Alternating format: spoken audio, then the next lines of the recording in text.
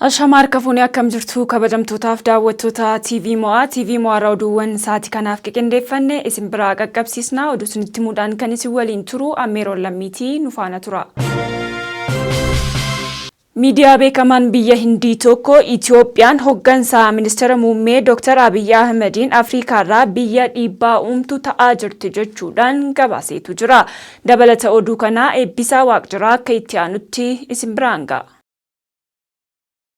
Miidiyaan beekamaa Hindii First Post Itoophiyaan hoggansa ministeera muummee Dr. Abiy Ahmed jalatti Afrikaa keessatti biyya humna guddaa ta'aa jirti jechuun gabaase. Miidiyaan kun xiinxala isaa keessatti Itoophiyaan madda dhala namaa lafa mootummaa durii fi bu'uura seenaa Afrikaa ta'uu ibseera. Erga ministeerri muummee Dr. Abiy Ahmed gara aangootti dhufanii as biyyattiin boqonnaa haaraa seenaa ulfina qabeessa ta'e ijaaruuf cimtee hojjechaa akka jirtu hubachiiseera. Waggoota dheeraaf addunyaan Itoophiyaa waraana hongee fi tasgabbii dhabuu siyaasaatiin akka beekamtu yaadachiisuun har'a biyyattiin jijjiirama gammachiisaa bu'uuraalee annisaa albuudaa fi diinagdee dijitaalaa irratti jijjiirama guddaa ta'een seeneffama jallifamee jiru jijjiiruuf hojjechaa jirti jechuun gabaase. Gaaffii Itoophiyaan qormaata mudate irra aantee diinagdee Afrikaa saffisaan guddachaa jirtu keessaa tokko ta'uu dandeesse jedhu kan deebise miidiyichi ibsa bal'aas irratti kenneera. Gaaffii ijoo kanaaf deebiin bal'aan kan argamu piroojektota gurguddaa kaka'umsaa ministeera muummee Dr. Abiy Ahmed jalatti hojjetamaa jiran kan egeree Itoophiyaa murteessan keessaa akka ta'e ibsaniiru. Inni jalqabaa warraaqsaa annisaa fi hidha haaromsa guddicha Itoophiyaati jechuun kan kaase miidiyichi imala jijjiiramaa Itoophiyaa keessatti wanti ijoo ta'e hidha haaromsa Itoophiyaa guddicha. Pirojektichi humna elektirikii bishaan Afrikaa humna meegawaattii 5,000 ol maddisiisuu danda'u ta'uu First Post gabaaseera. Hidhicha adda kan godhu mootummaa fi uummanni Itoophiyaa baankii addunyaa yookiin fandii maallaqa idil addunyaa irraa saantima tokkollee osoo hin liqeeffatiin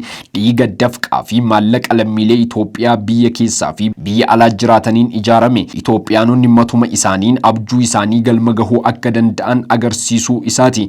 Inni biraan immoo guddina utubaa diinagdee Itoophiyaa aviyeeshinii fi walitti hidhamiinsa naannawaati. Annisaan qofaa isaa dandeettii diinagdee hin ijaaru. Annisaan industiricha kan kakaasu yoo ta'u walitti hidhamiinsi daldala idil addunyaa kan cimsu ta'uu First Post gabaaseera. Daandiin qilleensaa guddicha Itoophiyaas amma haala dorgomtummaa addunyaa guddaa ta'ee eegaluu ibseera. Buufatni xiyyaara idil addunyaa Bishooftuu doolaara miliyoona 12.5 saffisaan ijaaramaa kan jiru yoo ta'u waggaatti imaltoota hanga miliyoona 110 fi fe'umsa gara toonii miliyoona 4tti dhiyaatu keessummeessuu danda'a. Guutummaatti yeroo xumuramu wiirtuuwwan aviyeeshinii addunyaa gurguddoo keessaa tokko ta'as jedhameera. Gabaasni First Post biraa waa'ee investimentii albuudaa fi wabii nyaataa mirkaneessu yoo ta'u Itoophiyaan qabeenya albuudaa biyya ishee jala jiru irratti xiyyeeffachuun warraaqsa misoomaa geggeessaa akka jirtu xiinxaluun gabaaseera. Biyyattiin piroojektota gurguddoo warqee fi albuuda biroo babal'isuun madda sharafa alaa haaraa maddisiisuudhaan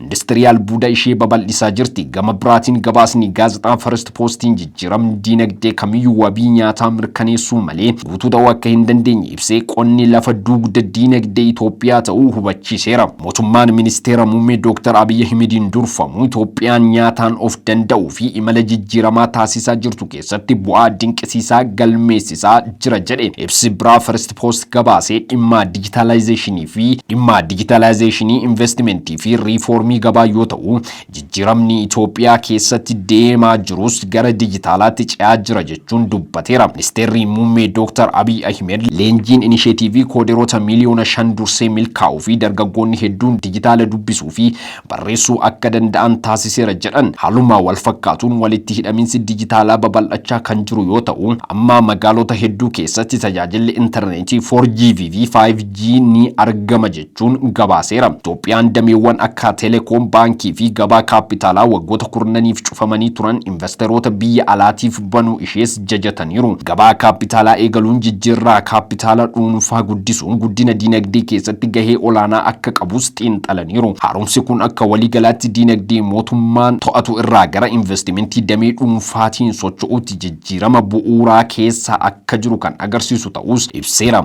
qaala'insi gatii rakkoon liqii qormaanni nageenya naannoo fi dhiibbaan galaana diimaa jiraatan illee Itoophiyaan miseensa BRICS ta'uun baankii addunyaaf Chaayinaa waliin hariiroo cimsachuun diinagdee ishee jijjiiraa jirti. Kunis fuuldura ishee fi naannicha kan jijjiirudha jechuun gabaase.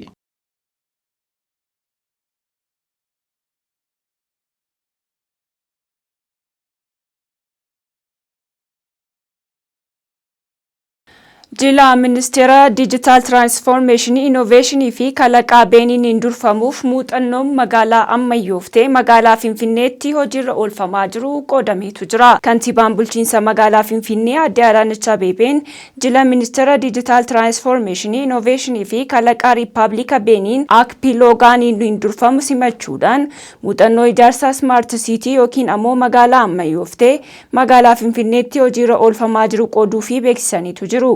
Beeniin Digital Transformation jalqabde milkeessuudhaaf ijaarsa magaalaa ammayyooftee magaalaa Finfinneetti hojiirra oolfamee bu'aa qabeessa ta'aa jiru keessumattuu galmoota ijoo kanneen akka Smart Economy, Smart Environment, Smart Governance, Smart Living, Smart Mobility fi milkaa'inoota keenyaaf bu'uura kan ta'an walta'iinsa dhaabbilee hojiirra oolmaa seerotaa fi dambiiwwanii hirmaannaa uummataa akkasumas hojiilee walta'iinsa seektara mootummaa fi dhuunfaa jila kanaaf qooduu Aadde Adaanech Abeebeen fuula miidiyaa hawaasummaa isaanii irratti ergaa qoodaniin ifoomsaniitu jiru.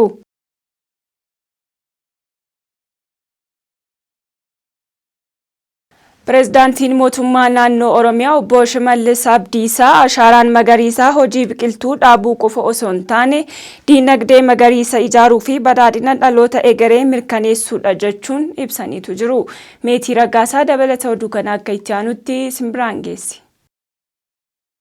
Pireezidaantiin mootummaa naannoo Oromiyaa obbo Shimallis Abdiisaa akka jedhanitti aadaan keenya lafa bishaan bosonaa fi lubbuu qabiyyee akka bu'uuraa jireenyaatti kabajuu fi eeguu akka duudhaatti kan hammatudha jechuun eeranii.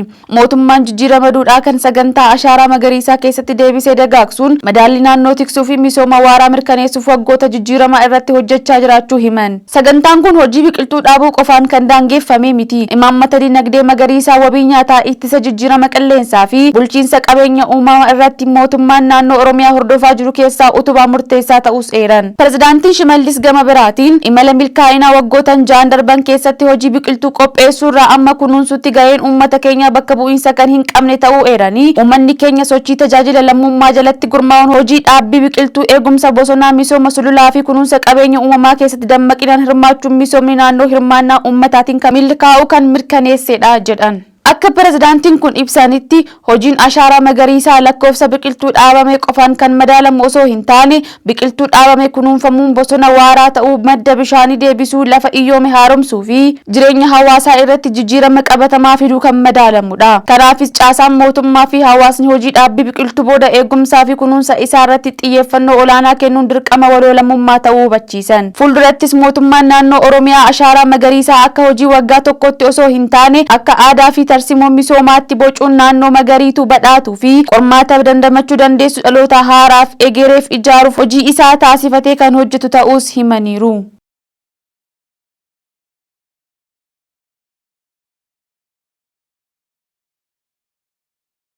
Milkaa'inni saayibarii Itoophiyaa biyyoota Afrikaa kanneen biroodhaaf fakkeenya ta'aa jiraachuun ibsamee jira. Ministeerri jijjiirama dijitaalaa fi kalaqaa Beeniin Dr. Maahunoo Akpiloogaan Itoophiyaan hojii damee nageenya saayibarii fi ijaarsa dandeettii keessatti galmeessite biyyoota Afrikaa biroof fakkeenya guddaa ta'uu ishee ibsanii. Ministeerri kun garee isaanii waliin hojiiwwan Itoophiyaan teeknooloojii biyyaa keessatti misoomsuun abbaa biyyummaa dijitaalaa mirkaneessuuf hojjechaa jirtu hubachuudhaaf bulchiinsa nageenya odeeffannoo marsariitii daawwataniitu jiru.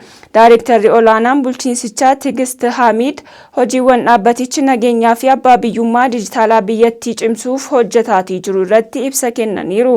Daawwannaadhaan boodas qondaalotni mootummaa biyyoota lamaanii nageenya saayibarii, misooma teeknooloojii biyya keessaa fi jijjiirama dijitaalaa irratti tumsa isaanii cimsuuf mari'atanii jiru. Ministeerri Beeniin keessumaa giddugala oomisha diroonii Aayiroo Abbaay jedhamu dabalatee kalaqoonni Itoophiyaan damee teeknooloojii keessatti hojjette dinqisiisaa ta'uu ibsaniitu jiru.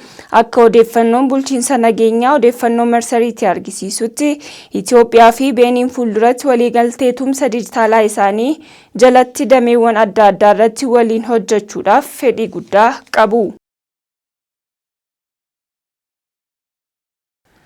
Tajaajilli elektirikii Itoophiyaa fayyadamtoonni sirna kaffaltii dijitaalaa keessaa hirmaatan harka 95 ol qaqqabee jiraachuu beeksisee jira. Dhaabbatichi raawwii hojii bara baajataa 2018 irratti ibsa guyyaadhaa kenneen maamiltoota haaraa 800 humna elektirikii fayyadaman taasisuudhaaf karoorfatee keessaa namoota 600 fi 64,505 tajaajilicha fayyadamoo taasisuu danda'u ibseetu jira. Gurgurtaa anniisaa, tajaajila maamiloota haaraa, gurgurtaa qabeenyaa fi maddoota galii biroo irraa walumaa galatti birrii biiliyoona 118.91 walitti qabuudhaan karoora isaa dhibbentaa 103 raawwachuu danda'eetu jira.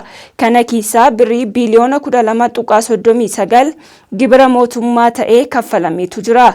Tajaajilli elektirikii Itoophiyaa dabalataan buufatawwan chaarjii konkolaataa elektirikii ijaaruudhaan galii birrii miiliyoona 14.2 argachuu ibsuudhaan diinagdee magariisaa fi karoora dijitaal Itoophiyaa 2030 milkeessuudhaaf gahee isaa baachaa jiraachuu beeksisee jira.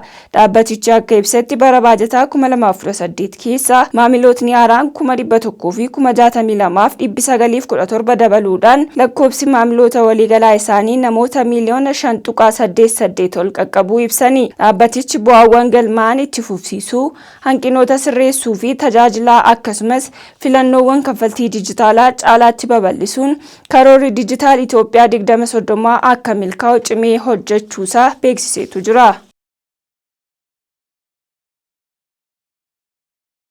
Humnoonni nageenyaa Naayijeeriyaan hojii odeeffannoo iccitii irratti hundaa'een namoota 308 gareewwan nama butan jedhaman harka turan keessaa baraaruu beeksiseetu jira. Naboonsaa Bazzaabbee dabalata oduu kana akka ichaanutti simbiraan ga'a. Humnoonni nageenya Naayijeeriyaa hojii odeeffannoo iccitii irratti hundaa'een namoota 308 gareewwan nama butan jedhamanii harka turan keessaa baraaruu isaanii beeksisanii jiru. Hojiin baraarsaa kun hagayya 2026 keessatti ifa kan taasifame yoo ta'u, tumsa qaamolee nageenyaa fi odeeffannoo adda addaa fayyadamuun naannolee Niijerii fi Kawaaraa keessatti gaggeeffamee jira. Akka ibsa mootummaa Naayijeeriyaa irraa kennametti namoonni baraaraman kunneen yeroo adda addaatti gareewwan hidhatanii socho'an jedhamaniin butamanii turani. Namoota baraaraman keessaa namoonni muraasni naannoo Kawaaraa keessatti yeroo darban butamanii kan turan yoo ta'u, kaan immoo naannoo Niijer keessaa kanneen rakkoo kana keessa turan ta'uu gabaafamee jira. Hojiin baraarsaa kana keessatti odeeffannoo icciitii walitti qabuu, qaamolee nageenyaa gidduutti qindoomina uumuu fi tarkaanfii saffisaa fudhachuu irratti xiyyeeffatamee jira. Namoonni baraaraman erga argamanii booda qorannoo fayyaa, deeggarsa sammuu fi tajaajila barbaachisaa biroo akka argatan taasifamaa jira. Rakkoo namoota butuu Naayijeeriyaa keessatti yeroo dheeraaf rakkoo nageenyaa guddaa ta'ee ture jira. Gareewwan hidhatan tokko namoota butuun maallaqa gaafachuu sodaa uumuu fi hawaasa jeequu irratti hamatamaa jiru. Mootummaan Naayijeeriyaa hojii nageenyaa fi odeeffannoo cimsuun lammiilee isaaf eeguu fi tarkaanfii dabalataa fudhachuuf hojjechaa jiraachuu ibsee jira. Qaamoleen nageenyaa akka jedhanitti hojii odeeffannoo irratti hundaa'e akkanaa gareewwan namoota butan dadhabsiisuu fi nageenya hawaasaa cimsuuf gahee olaanaa qabaachuu dubbatanii jiru.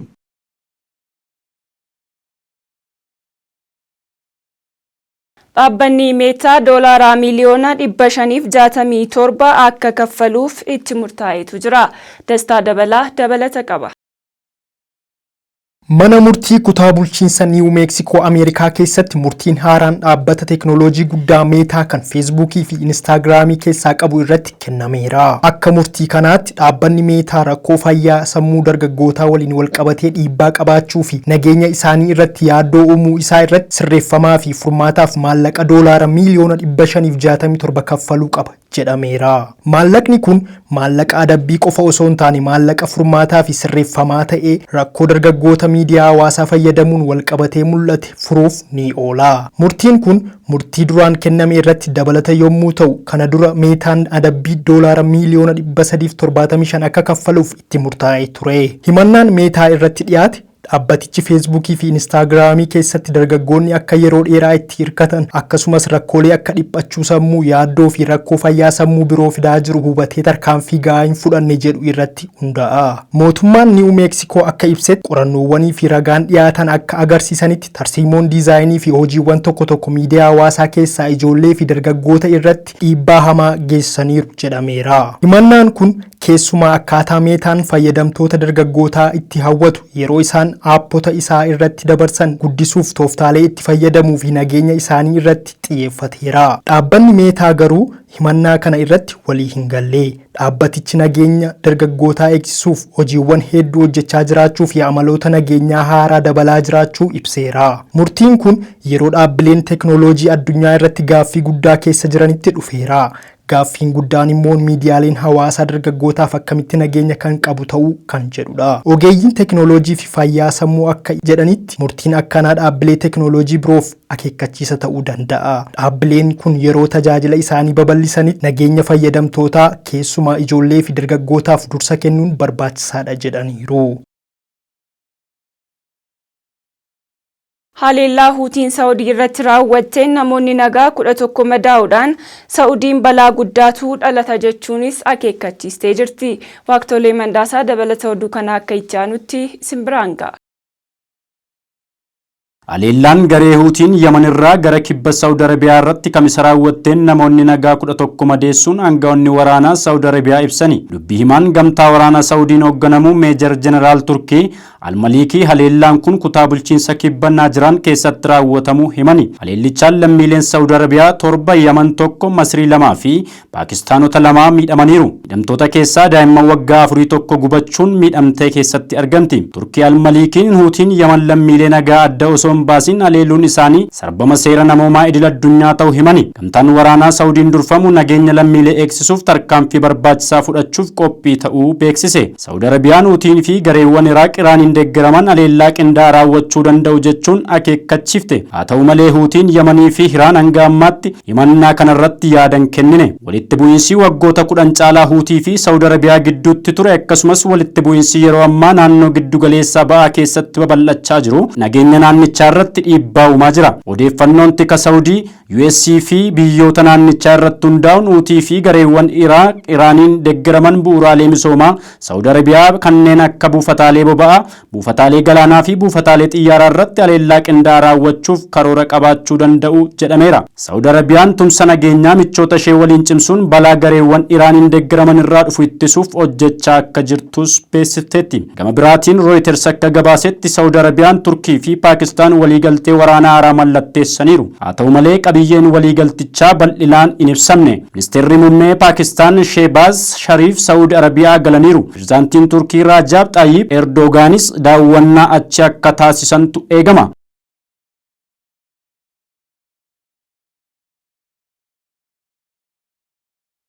Egaan daawwattoota keenya oduun nuti sa'aatii kanaaf qindeeffachuutiin karaa TV Mo'aa simbiraan ga'aatii turre kan isin agaammaatti daawwattan fakkaata ture. Oduu isinitti muudhaan ammeeroo lammisu waliin tureera.